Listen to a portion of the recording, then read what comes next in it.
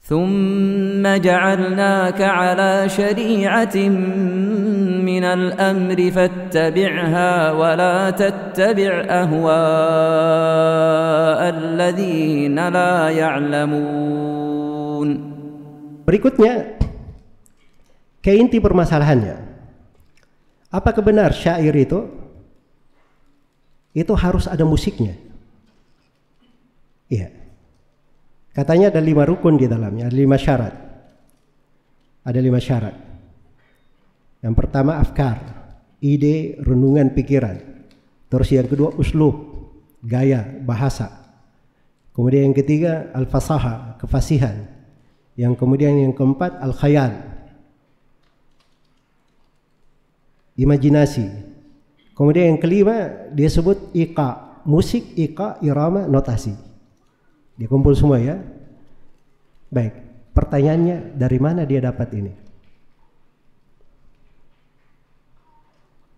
Dari mana dia dapat? Kan harusnya disebutkan buku yang mana. Oh, dia bawa 2 buku itu tadi. Itu 2 buku itu tidak ada penyebutan, tidak dari dekat, tidak dari kecil syarat-syarat syair. Dan tidak pernah 2 buku itu menyebut bahwa syair itu musik. Tidak pernah. Sampai saya bolak-balik 2 buku itu. Barangkali saya ada yang luput. 2 kali saya bolak-balik. Padahal saya nggak suka baca. Untuk memastikan. Jelas ya? Baik. Ini dari mana mendapatnya? Kalau di ilmu syair itu jelas. Ilmu syair itu mereka definisikan sederhana, 3 kalimat saja. Al-kalamul mauzul al-muqaffa. Syair itu ucapan yang ada wazannya, timbangannya, dan berakhir dengan qafiyah.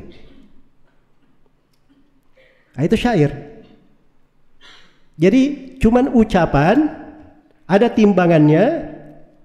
Ya, ada timbangannya, itu yang disebut dengan buhur syairiyah, lautan-lautan syair.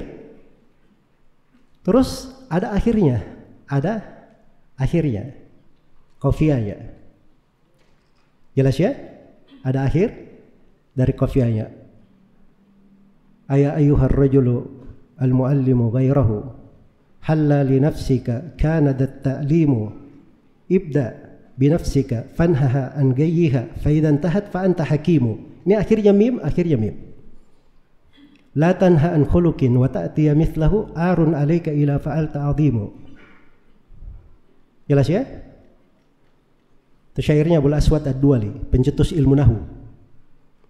Syair bijaksana. Nah, ini akhirnya mim semua. Nah, itu qafiyah namanya. Jelas ya? Ada wazannya. Iya. Itu disebut mauzun. Dia punya wazan, punya timbangan. Iya. Syair itu tidak mesti ada iramanya. Dan tidak mesti antum punya fasaha. Karena itu ada yang dikritik ini syair tidak fasih. Tapi syair juga. Cuma dikatakan tidak apa? Tidak fasih. Bukan dari syarat syair dia harus fasih. Jelas ya? Baik. Syair tidak mesti ada khayalan. Iya.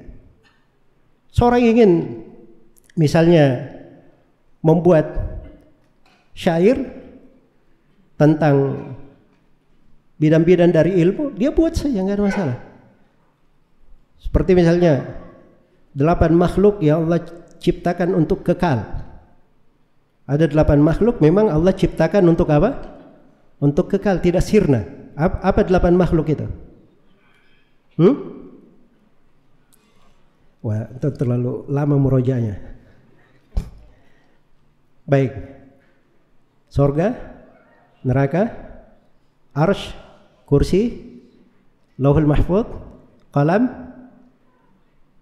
ruh, dan tulang ekor manusia. Kata Suyuti rahimahullah, thamaniyatun hukmul baqaya ummuha minal khalqi wal baquna fi khayyizil adam hiyal arsu wal kursiyu jannatun wa narun wa ajabun wa arwahun kadzal lauhu wal qalam. Itu tidak perlu imajinasi, kumpul aja namanya. Siapa 7 orang sahabat yang paling banyak meriwayatkan hadits? Kata Suyuti rahimahullahu taala, apa namanya? Al-mukthiruna wal mukthiruna fi riwayatil athar. Abu Hurairah yalihi ibnu Umar. Abu Hurairah yalihi ibnu Umar. Wa Anasun wal bahru kal khudri wa Jabirun wa zaujatun Nabi. 7. Tidak perlu ada imajinasi. Sebut aja namanya. Apa susahnya? Perlu antum imajinasi? Hah? Syair itu. Syair. Gak perlu imajinasi. Yang paling lucunya lagi harus ada musiknya.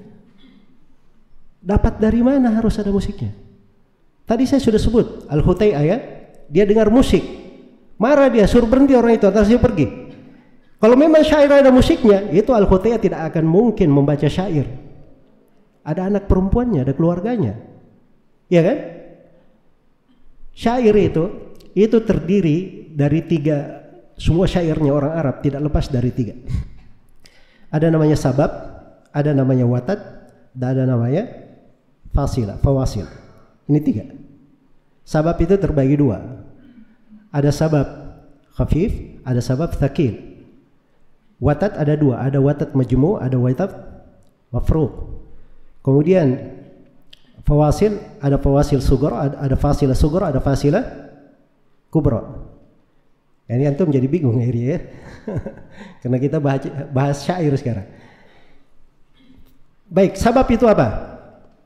Sabab itu kalau dia sabab khafif, itu ada 1 berharokat, 1 di sukun. Contoh bal, hal. Nah, itu sabab apa namanya? Khafif. Kalau sabab thaqil itu dua-duanya berharokat. Contoh 5, bima. Baik. Watat. Watat itu 2. Ada watat mafruq, ada watat majmu'. 2 harokat, 2 berharokat, tengahnya sukun. Qala, kaifa. Jelas ya? 2 sama-sama berharokat, akhirnya sukun. Contoh na'am. Fathah, fathah, kemudian sukun. Jadi sekarang saya mau nanya, hal, bal, ada irama antum dengar tadi? Hah? Kalau antum ucapkan biasa, kaifa haluka ya fulan, itu bagaimana? Musik itu? Enggak ada ya akhi. Kecuali saya bilang kaifa haluka ya fulan, itu baru mungkin nyanyi. Itu dimasukin namanya. Syair bisa dinyanyikan, bisa dilagukan, bisa. Tapi pada dasarnya syair tidak ada mensyaratkan harus ada musik. Dari mana dapatnya? Jelas ya? Sama dengan fasilah, fasilah kubra, fasilah sughra. Iya. Dikumpul oleh apa namanya? Didekatkan oleh ahli arut ya, dikatakan lam ara apa namanya? Lam ala dhahri jabalin samakatan. Nah, itu begitu. Sughra ala samakah nasarahum darabahum, itu fasilah kubra. Nada bilang darabahum harus ada nadanya. Tapi orang Arab itu tahu kalau dibilang hu, itu ada timbangannya. Sebab ada yang berharokat, ada yang sukun kan begitu. Kaifa ada fathah, ada sukun, ada fathah. Itu timbangan namanya. Jelas ya? Itulah yang diserap, dimasukkan oleh Al-Khalil, terjadilah buhur syairiyah. Jadi dari pemahaman itu saja kita sudah bisa memahami bahwa syair itu tidak disyaratkan harus ada apa? Harus ada musik. 5 syarat yang lain juga tidak disyaratkan. Tidak disyaratkan. Yang disebutkan di dalam buku-buku tentang Al-Qafiyah wal Arud, seorang penyair itu sebaiknya memiliki beberapa kriteria kalau dia mau menjadi penyair handal. Saya ini bisa bikin syair, alhamdulillah. Cuman kalau saya bikin syair, saya harus di depan meja atau saya harus berpikir lama, saya tulis timbangan baru saya bisa bikin. Kalau orang Arab tidak. Dia lihat sesuatu bisa langsung dia bahasakan. Ya antum kasih syair langsung dia balas bisa. Orang-orang yang fasih. Yaitu penguasaan mereka karena dia tahu timbangan-timbangannya, cara membahasakannya, bahasanya. Itu yang dikatakan, disangka oleh sebagian orang ini sebagai irama. Disangka irama itu adalah alat musik. Nah, itu letak kekeliruannya di situ. Seorang penyair memang perlu banyak sifat. Dia harus jago ilmu nahwu, dia harus paham kondisinya orang Arab. Dia bisa pandai, imajinasi nggak apa-apa, dia bisa. Kalau dia perlu untuk menghayalkan, untuk bikin sesuatu yang menarik, dia hadirkan. Iya, dia hadirkan. Jelas ya?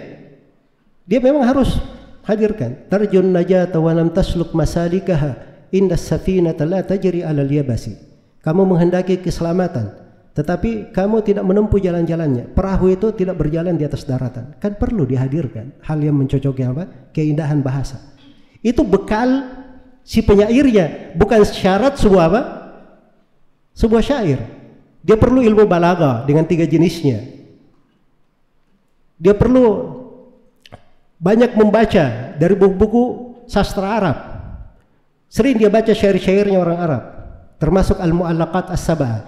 Ini juga ceritanya tentang Al-Mu'allaqat As-Sab'ah, kalau saya komentari panjang lagi ya. Baik. Kemudian banyak hal terkait dengan syair itu diperlukan oleh seorang penyair. Ada yang menyebutkan belasan, ada yang menyebutkan puluhan. Ada yang menyebutkan puluhan. Baik. Tapi maksudnya bahwa seseorang itu ketika memberi syarat-syarat seperti ini, itu harus jelas dari mana asal usulnya. Harus dia terangkan sumbernya dari mana. Ini tidak ada yang mendahului.